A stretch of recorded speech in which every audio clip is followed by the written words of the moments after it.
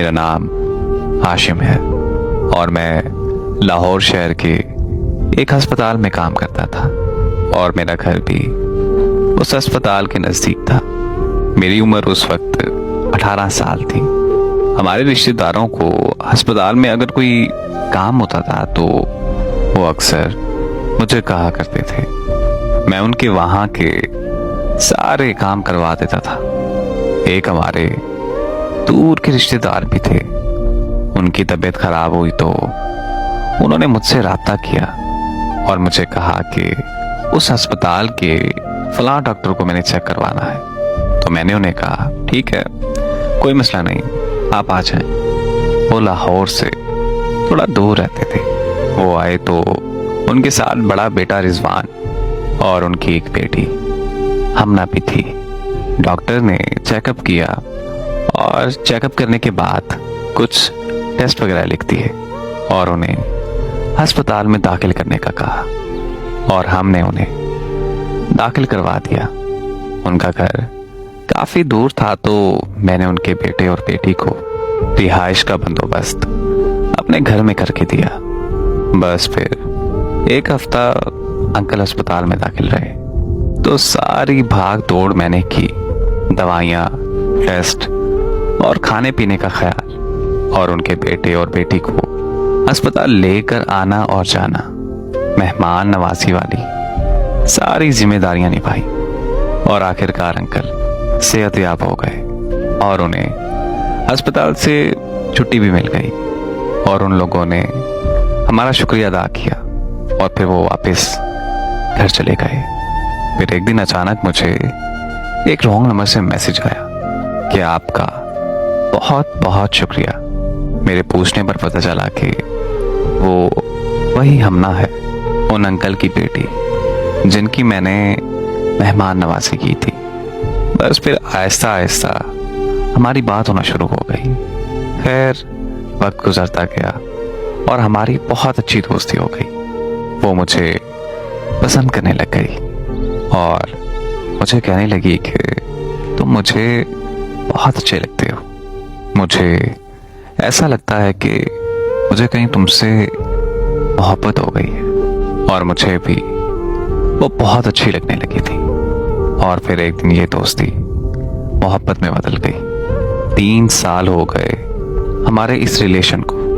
उसने फिर मुझसे कहा कि हमारे घर आओ, कुछ ज़रूरी बात करनी है। और मैंने उस दिन सोच लिया कि जब भी उसके घर जाऊंगा तो अपनी मोहब्बत का इजहार कर दूंगा। बस फिर मैं उनके घर पहुंच गया तो अंकल के घर वालों ने मेरी बहुत मेहमान नवाजी की।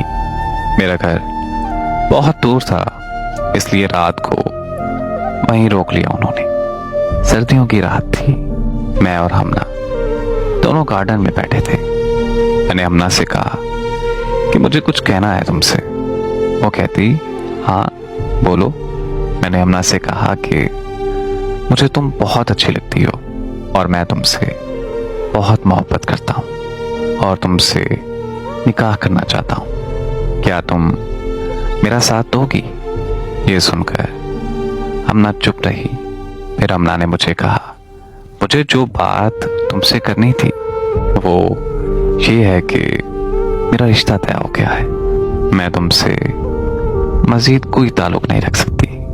अब हमें एक दूसरे के बगैर ही रहना होगा। ये सुनते ही मेरा दिल बैठ गया और मैं दिल ही दिल में रोने लगा।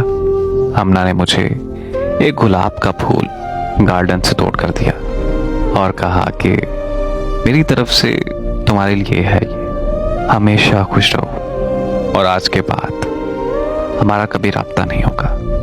मैं हमना की मिन्नतें करने लगा, उसे वास्ते देने लगा और मैंने हमना से कहा कि तुम हिम्मत जुटाकर अपने घर वालों को हमारी मोहब्बत के बारे में सब कुछ साफ साफ बता दो। मुझे उम्मीद है कि तुम्हारे घर वाले मान जाएंगे। मैं अपने घर वालों को तुम्हारे घर रिश्ते के लिए भेजता हूँ और मुझे यकीन था कि अगर मेरे घर वाले हमना का रिश्ता मांगेंगे तो वो खुशी खुशी मान जाएंगे। लेकिन जिससे हमना का रिश्ता तय हुआ है वो उसका हमसाया है। वो कहती कि नहीं, मुझे किसी से कोई बात नहीं करनी, और तुम्हें मेरी कसम कि तुम हमारे बारे में कभी किसी को एक भिनक भी नहीं पड़ने दोगे, कभी किसी को कुछ नहीं बताओगे, हमेशा चुप रहोगे, क्योंकि ये मेरी इज्जत का सवाल है, मेरे माँ बाप की इज्जत का सवाल है। और वैसे भी वो मेरे घर के पास है। शादी के बाद तुम्हारे साथ और नहीं रहना चाहती। मैंने हमना की बहुत मिन्नतें की, लेकिन उसने मेरी एक ना सुनी, और उसने फिर हमेशा के लिए अलहदगी का फैसला कर लिया। मैं अपने घर अब वापस आ गया था, लेकिन अब काम पर मेरा जरा भी दिल नहीं लगता था, और हर वक्त हमना के ख्यालों में रहने लगा। मुझे नौकरी से निकाल दिया गया। मैं हमना की मोहब्बत में बिल्कुल अंधा हो गया था कि पीरों फकीरों के पास जाने लगा। हमना को पाने के लिए तरह तरह के वजीफे करने लगा, यहाँ तक कि मैं नशे वाली गोलियां खाने लगा। मेरे घर वाले मेरी हालत देखकर बहुत परेशान थे, और फिर मुझे एक दिन हमना की शादी का कार्ड आ गया। उस दिन मैं बहुत रोया। ऐसे लग रहा था कि जैसे सब कुछ खत्म हो गया हो। बस फिर वक्त गुजरता गया और मुझे सब्र आता गया। मुझे हमना आज भी याद आती है। जब वो मुझे याद आती है ना, तो मेरी आंखों से आंसू रुकने का नाम तक नहीं लेते।